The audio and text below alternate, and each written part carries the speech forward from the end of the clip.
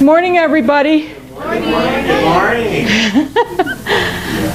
It's nice to see you all. Well, I'm sure you're all thrilled that we're going to start out the day with physiology and pharmacology. Sure. You betcha. Yeah, I remember, when I managed to get through college without taking any math classes, and I convinced them I only needed one science. And when I transferred, they said I had to do another science, and I figured out a way to make the same science take it a second time.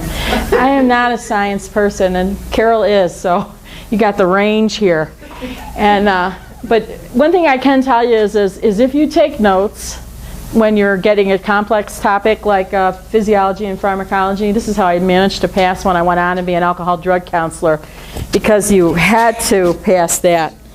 At that point, there was no getting out of it. But the professor told me, just write everything I say, and then when you go home, rewrite it a second time. It creates a neural pathway, and it makes it easier for you to learn.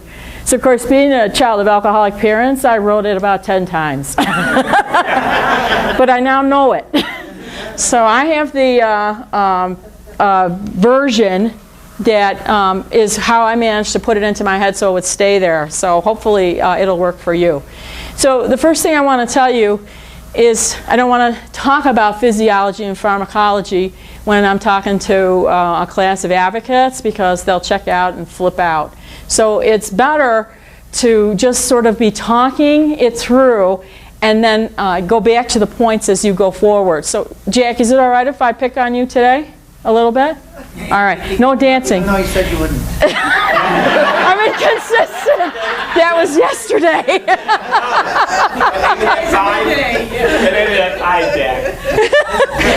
Do you want me to stay back then? Is it okay? All right, I'm heading over. The reason he says that is Jack and I used to have a dating relationship. Jack don't know it, but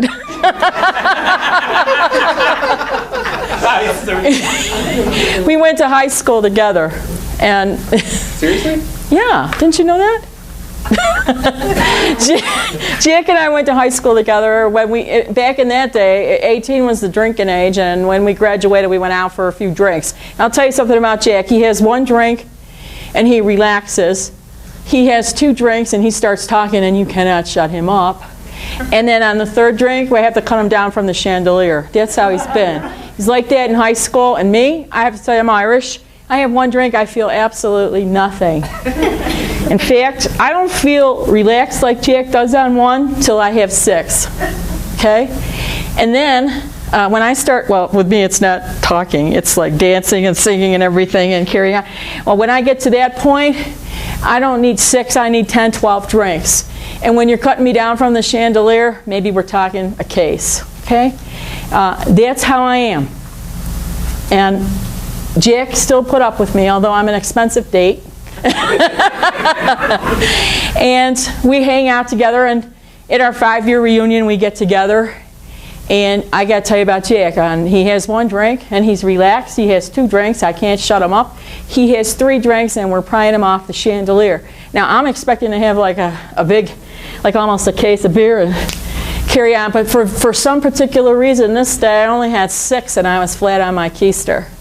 But I know it was Kathleen's fault, because she's a very good cook, but she makes these vegetarian dishes, no potatoes or nothing, and I had nothing to soak up the booze. So normally I could drink the case, but thank you, Kathleen. And Jack, the next time we go out, I'm back on a case, and then we go out again, and this time I'm on my butt with only 4 drinks, but I know now that it's your fault, because you served the 2 of us white wine, and I do much better with red. You see, I'm looking for something outside of me to explain that unpredictability of what's going on. But what you see is a change in how I process the alcohol. Jack is exactly the same. At the 10-year mark, Jack and he's still putting up with me. At the 10-year mark, Jack has 1 drink, he relaxes. He has 2, can't shut him up. 3, we're prying him off the ceiling. I have 1 drink, and I'm completely blotto. Okay? Because that's the process of alcoholism is a change in tolerance. What I'm describing is tolerance. Take a look up here. Tolerance. And for a diagnostic indicator, now we're not alcohol drug counselors and you don't have to think, oh, identify someone as having a drinking problem or not. Leave that to the individual and the professional. But being able to hold your liquor and take a lot on board does not mean you can hold your liquor and you're in good shape. It means you're in trouble. A high tolerance on the front end is a diagnostic indicator of early stage alcoholism. Okay? What they mean by loss of control, if you watch the movies or you talk to people, general people that aren't knowledgeable about alcohol and drugs, for people that are not knowledgeable about alcohol and drugs, they think loss of control means you just start drinking, you don't stop, and you run around, or you take the drugs and you don't stop, and you just carry on, and you're out of control and you won't stop drinking. That's not what loss of control is. Loss of control means I can no longer predict what will happen when I put a substance into my body, whether it's alcohol or other drugs. And I always start with alcohol because it's, after nicotine, it's the most lethal, the most likely to kill you, and it does the most organic damage of all the other drugs combined, with the exception of nicotine. And most of the people we work with will be using alcohol. And mind you, if someone's in the early stage where I was like at 18 with Jack, if you're in the early stage, you can stop and start without any trouble. You can go months without using. But the indicator that there's a problem is the high tolerance. Okay? And then at the 5-year mark, you see this unpredictability. Okay? And I'm going to explain why that happens in a minute. And at the tail end of drinking use, you have completed so much physiological damage that instead of your liver processing the alcohol, and I'll talk more about this, instead of the liver processing it, ancillary systems are kicking in to create enzymes. And remember, women have less access to those enzymes than men. So what happens is less and less alcohol affects you. So we get the notion, they tell you, there's a saying, it says, 1 drink is too much, 1,000 is not enough. That identifies early stage and middle stage alcohol or drug use. When you get to the late stage, 1 drink. I mean, when I worked in the shelter, we had a woman who told me, it was actually probably the first month I was working there, and I was kind of sensitive because they didn't really want to hire me because I was an alcohol drug counselor, and they were afraid I was going to be confrontational and directive and difficult, and they said, well, we'll put you on the night shift, you'll do less damage.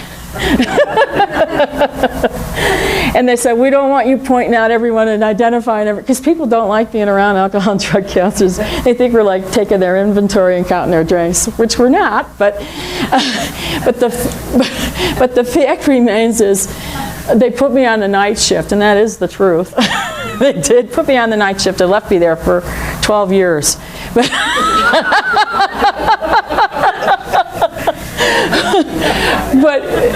they were saying, no, don't be identified. Everyone you see is an alcohol. You know, they had that notion. But the first month I was there, one of the women said to me, she said, I'm a late stage alcoholic and I feel a lot of stress. I feel a lot of stress. And I said, well, what can we do? What have you done in the past that works? What's helped you? And helped her find a meeting and things like that. Things were good when I left. I just wrote a note in the manual, late stage, and guess what? Nobody knew what it meant, technically. Because a lot of times we make rules in our shelters that are based on drinking and drug use without understanding the difference between early, middle, and late, or understanding the difference between using a substance, misusing a substance, and actually being addicted to it. They are 6 different things. And one rule does not cover all of it. Okay? So she said that she was late stage, and I wrote a note in the log about it and said offer her support. Debrief with the day crew, went home, and when she came upstairs after I left, she said she had a cough and asked for NyQuil. How many of you know NyQuil is what, 40 proof? Yeah, and she was late stage. She drank about half a bottle of NyQuil, and our executive director had been on a diet, and she had wore brand new shorts with flamingos on them to work that day. And the first thing that happened when the woman drank the NyQuil was she came up and told the ED, who had just lost like 40 pounds and he got a chip from AA, or not AA, Weight Watchers or whatever. She said, "Well, you look fat." And so she was really upset. And then she went into the program manager's office and stole her purse. So things did not look good because late stage, fast, the drink affects fast and you have a harder time functioning. And so they tried to, talk to her, but one of the side effects of alcohol is it can make you feel hostile toward others, and she got hostile. They decided to call the community service officer.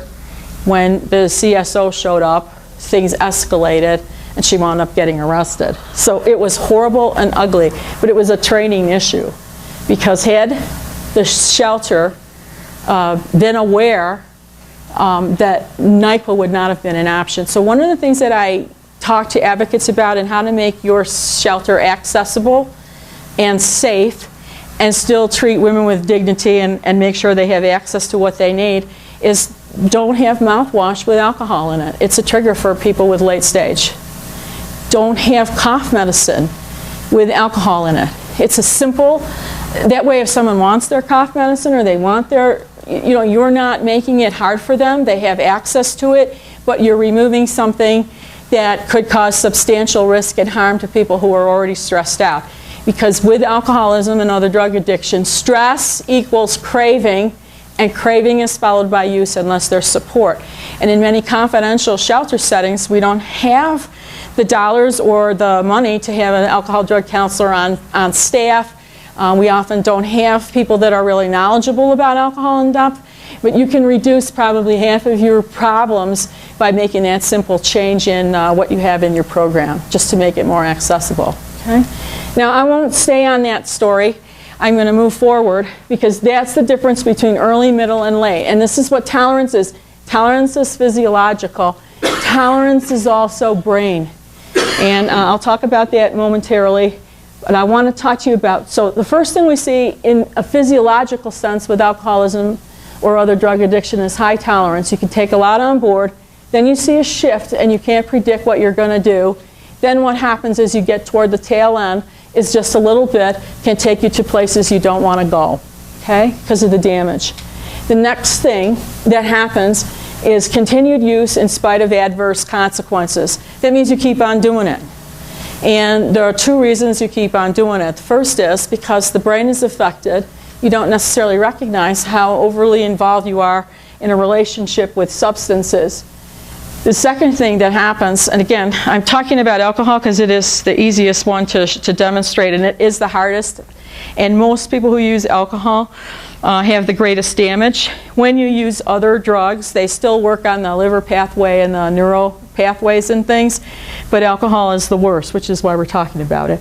Most everything I'm telling you other than the enzyme stuff relates to both alcohol and other drugs. So why people continue to use in spite of negative consequences is, first of all, they're not getting an accurate perception of what's happening, and second of all is because of their liver. And I want to talk to you about this. Now, first thing that happens, she's been trying to do an intervention all week. I've been sitting here with vodka. In case you're wondering. If I've been drinking, the first thing that happens, whether you're male or female, you put alcohol into the body, it goes down the esophagus, it gets to the stomach, okay? Now, I told you yesterday, when men are drinking, they have an enzyme, alcohol dehydrogenase, that begins to process that. Women don't have that to the same degree. So what happens for both men and women is when it goes down the esophagus and gets to the stomach, it's not digested. It's absorbed. How many of you ever had a drink on an empty stomach? Yeah, it's like it kicks you in the back of the head. It's because it's not digested. It's just absorbed. If there's food in, it slows the absorption, but all alcohol is absorbed. None of it isn't. And when it is absorbed, every cell, or the alcohol gets into every cell in the body, okay? So when it goes in, it goes through the esophagus to the stomach and then to the liver. And when it gets to the liver, you want to think of the liver like a toxic waste dumping ground. I call it like Hanford, like, you know, a nuclear waste plant, because it processes all chemicals, your aspirin, your coffee, pollution, but no matter what chemical you put into your liver, it always processes alcohol first because it's so toxic. It's one of the most toxic things you can put into your body. I always laugh when vegetarians are drinking wine for health reasons. Like, don't mind, because it is like really toxic. And I've ruined it for you now, right? So this is why no one wants to go out with me. I swear to God. Okay, so you put the alcohol in. It goes down the esophagus to the stomach to the liver, and then the liver begins to process it. And the first thing it does is converts alcohol to acetaldehyde. And acetaldehyde is a toxic chemical. In fact, it'll take paint off your car. Now, and now here's the difference between Jack and me. When Jack drinks alcohol, he gets a conversion. It converts to acetaldehyde. And then it goes from acetaldehyde to carbon dioxide, water, acetic acid, and it's eliminated from the body at a set pace. Okay, now we're just pretending here. For me or for anyone who presents with alcoholism, when you put that alcohol into that liver and it converts to acetaldehyde, if you have that, there's a biological difference that the acetaldehyde builds up at 2.5 times the rate. So there's a physiological difference in processing.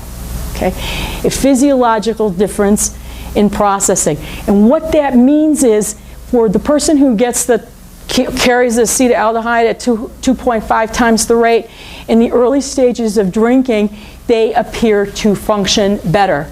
That's the person who they can hold their liquor, they walk, talk. When they get pulled over, if they do get pulled over, they blow high, and no one can figure out why they're functioning so well, because they're at an early stage of addiction.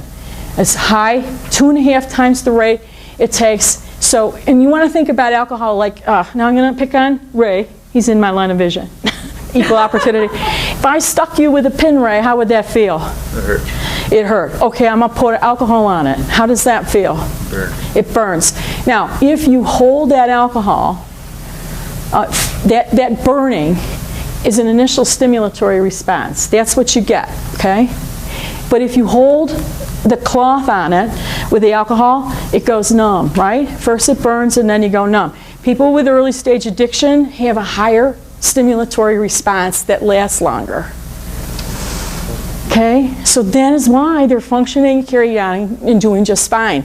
To get to that numb part takes a little longer. Okay, now so what you have happening in early stage, you have high rates acetaldehyde. The person's walking and talking, and liver cells are getting damaged and getting destroyed. Okay, and once they're destroyed, they're finished. How many of you have ever eaten a pickle? Can we turn it back to a cucumber? No. Okay, so in essence, you're pickling. That's why they say pickled. You're pickling your liver. There's a layman term for you. So you put the alcohol in, so it begins to do the damage, but you're high functioning because your liver is a great organ, and other cells will pick up other pathways. But over time, more and more damage occurs.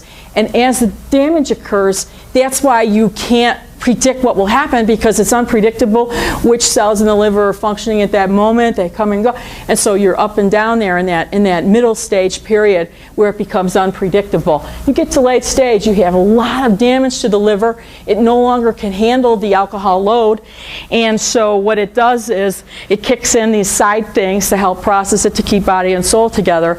But ultimately, you're done. Now you can stop using. You can stop using at any point, early, middle, or late, if you have addiction going on. But the liver does not go back to the way it was prior to use. That's why they call having this illness recovery, like asthma or diabetes or other chronic illnesses, because the liver functioning is compromised, and it's a permanent thing. If you choose not to put substance in, you won't continue to have problems. But even without booze, if you went back to using it a number of years later, you still have the same liver that processes that way. So you usually go back to where you were when you stopped at some point, or else worse, because you're older and you might have had liver damage or something going on in the meantime. Does this make sense to you? Do you have any questions before I finish? Because I have like one little exercise to do. Yeah? So I have, I know you won't care if I share this. So my second husband's father was an alcoholic. Mm-hmm. He stopped drinking. Mm-hmm. And then one day he decided to drink again. Mm-hmm. And that was the death of him. Yeah. So it was because the aging liver, more liver. compromised. Yeah, yeah. Now, mind you, there are a lot of people who are labeled alcoholic who may just be people who misuse. I'm talking about a physiological experience. If there are people who use, I ask how many of you used. I ask how many of you had a buzz. I didn't ask, for your privacy's sake, how many of you are in recovery, because people don't often want to disclose that. For those of you who are in the room in recovery, can I give you a hand right now, because it's hard work. And you're a huge value to the field, because you can share that experience, strength, and hope with others. Now, people who use, people who misuse are not necessarily addicted. When the liver gets involved and there's physiological components, we're talking about addiction. The reason people keep using in spite of negative consequences is really because of withdrawal symptoms, though. And by the way, I want you to say, when I'm talking about domestic, well, look at your hands first, fast. Does anyone have on there beef or battered? No, so or for batterer? No B? You didn't get born with a B for batterer or battering victim? No. What about the other hand? Did you look? Is there A for alcoholic addict? I mean, do you come with a set of instructions that no. You don't know what you get till you got it, right? How many of you have been out on a date? Ever? Yeah. Ever? Yeah. If the first time you went out on a date, I hit you over the head with a frying pan, I'm not going to do it to you, Jack. Set fire to your house, burned up your clothes, hit you with, shot you with a shotgun and called you a bunch of bad names, would you go out with me a second time? I don't think so. And I can assure you, if the first time you had a drink, you lost all your friends, totaled your car, lost your job, burned down your house, developed esophageal varices, and nearly bled to death, got heart failure, and brain damage, and lost your memory, you probably wouldn't drink either. It doesn't happen that way. It starts out nice, and then over time more is revealed. Does this make sense? It's like an ugly relationship. The relationship with alcohol serves a purpose, it's very good, or other drugs, it's very good. And then it bites you in the ass. Sorry. Oop. That's what happens. Okay, so continued use, we'll talk about that withdrawal maybe another time. Because what I want to do is tell you this. So in effect, what you have in domestic violence is a bad lover. And what you have in alcohol and drug addiction is a bad liver. Okay, you got it? And it's not your fault. But now, I'm going to leave you alone, Jack. You're safe. Give him a hand for putting up with me, will you? Okay. And now I'm going to bother Perry. Uh-oh. Because, Perry, he said he was going to sit by the door, and that made me mad. Because he was going to try to sneak out on me. And let's just pretend that he did get out the door. And when he shot out the door, no good deed goes unrewarded. Because Perry went out and he took Gwen with him. And I was very mad. But a bee took care of it, because a bee stung Perry. Ow. And a bee stung Gwen. Now Gwen was upset. Now you heard him say ow. The next thing happened is Perry stopped breathing. Stop breathing, will you? Okay. And then he passed out. Can you pass out for me? Yeah, just lay out flat. Lay out. Look there. Yeah, okay. Now, Gwen is looking at him. First thing Gwen is thinking, I don't do that when I get stung. What the hell's wrong with Perry? Then she sees Perry leaning on you. So you know what she says when she sees him not breathing, passed out, and leaning on her? She goes, Perry, you slut and you whore. And there's our kid over there. You're not a good mother. Well, a good father, I guess. You're not doing your job. Now, do you think that's likely that she's going to label him and call him names and look at him and say that and say, God, I wonder why he's operating like that. I got stung and that didn't happen for me. What do you think? What do you think, Gwen? Are you going to call him a slut and a whore? And a bad parent? After you bring back to life. Maybe. Maybe. All right, you're getting a bad mark now. What do you think a person would do if they saw someone pass out after getting stung by a bee? 911. They would call 911. That's right. So 911, zoom, zoom. 911 shows up. And what do they do when they see Perry passed out, not breathing, and Gwen telling him he's had a bee sting? EpiPen. Now, why would they do that? Why would they give him an EpiPen? You think he might be allergic to bees? Okay. Let's just say they take you down there and they do tell you you're allergic to bees, and they tell you you will need an EpiPen, et cetera, et cetera. Now, how many of you think that Perry is going to say, well, it was just one damn bee, one episode? How many of you think he's going to say that? How many of you think Perry's going to say, well, let me ask you this. How many bees is Perry allergic to? All of them? You think so? For how long? What, are you serious? I mean, Perry told me he went 90 days. 90 days without getting stung. Don't you think now he's fine? What do you think? You don't think? What happens if Perry gets stung again?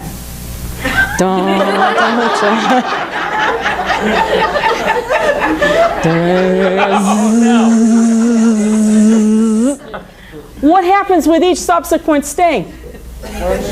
It takes him where? Closer and closer to what? Death. That's right, it sure does. But you know what? I do believe, I swear, I believe if Perry had a better character when he was stung, he would just breathe.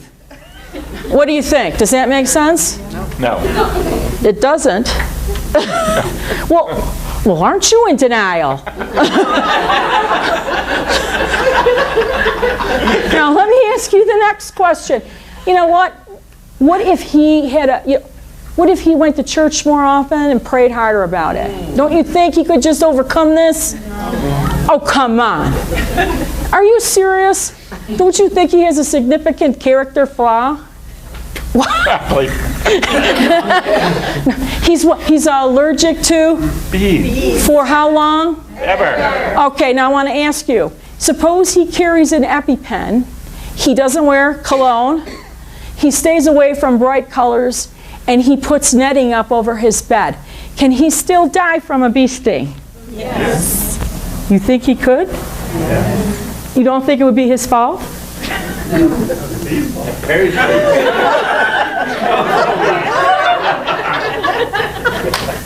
Because this is the stalking bee. What if that bee gets through the netting? And I'm dead. You're dead, right. Stalker. Just like a batterer is a stalker, you could do everything right and still get killed. You can do everything right. What if Perry had to have surgery, had significant health problems, and had to be exposed to some other type of drug? Because when you're allergic, when you have addiction to one substance, you are automatically addicted. Like with alcohol, it's a sedative hypnotic drug, which means just by virtue of being allergic to having an alcohol allergy, you are allergic to Valium, Xanax, Klonopin, the whole string of those things put you at risk. Okay? But if he has surgery, or what if happens to him what happened to me on Alaska Airlines? I had asked for a V8 drink, a V8, and was given a double shot of vodka in it. And they said, we hope you like this after we put 2 shots in because you're an MVP Gold. I said, I'm going to be MVP dead if I were an alcoholic. Thank you very much. Because if that were the case, it could put you at great risk. You see where I'm going with this? So now I want to talk to you. Because Perry is allergic to bees. You saw what happens when he gets stung. It would be very bad if a kid saw that. And I think it's a liability risk, and I think that Perry, because he's allergic to bees, should be banned from our shelter programs. What do you think? They're thinking, wait. No, let them in. Now you're looking at me, right? Yeah. Does that make any sense? No. What would make sense? What would you do for Perry if he had a bee allergy and you had a beehive in your backyard and were honey making shelter? Would you say we can't serve him? Is it high risk? Yeah. I mean, is Perry even going to say, I want to be a beekeeper?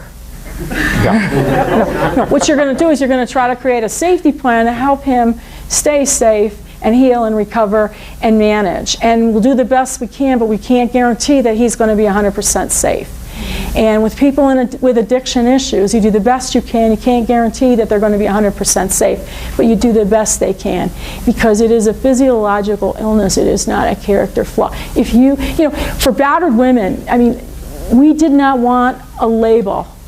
Battered women do not want to be pathologized. They don't want the label that by virtue of being battered, there's something wrong with them. But battered women come in with psychiatric disabilities, as do women who are not battered, correct? Alcoholic women and addicted women, they did not find the label of addiction as oppressive as the label of slut, whore, bad mother, all those ugly things, and I apologize for saying, because they're so ugly. Let's just say cancel, cancel, and rewind. But that label is so horrible. Having a diagnosis was actually a gift. Does this make sense? And if you talk to children and parents about alcohol and drugs in the context of the liver and equate it with a bee sting, it takes away stigma, pain, grief, everything. You can understand and accept and help people bridge that gap from use to misuse. If you don't look at that person like they have a major character flaw, you look at that person as someone who's experiencing tremendous harm. And let me tell you something. Cultures that don't have a history of misusing alcohol are more likely to experience alcohol because there's no defense against it. There was no history. It's about physiology. I'm from Ireland. Alcohol was not introduced into our culture until about 1,000 years ago. In the rest of Europe, 5, 6, 10,000. You see higher rates in Ireland because we didn't have it until contact with people that came across the water. And when they came across, how did they subjugate us? They gave us booze, and it was lethal. It could kill us. It wiped out Irish people. And I just want to say, for me, not drinking and using is not just a physiological safeguard. For me, it's also a political statement, because I equate it with a tool of oppression in my culture and my community. So I share that with you. And it helps people when they make those steps to be aligned with others who have raised themselves from this harmful illness.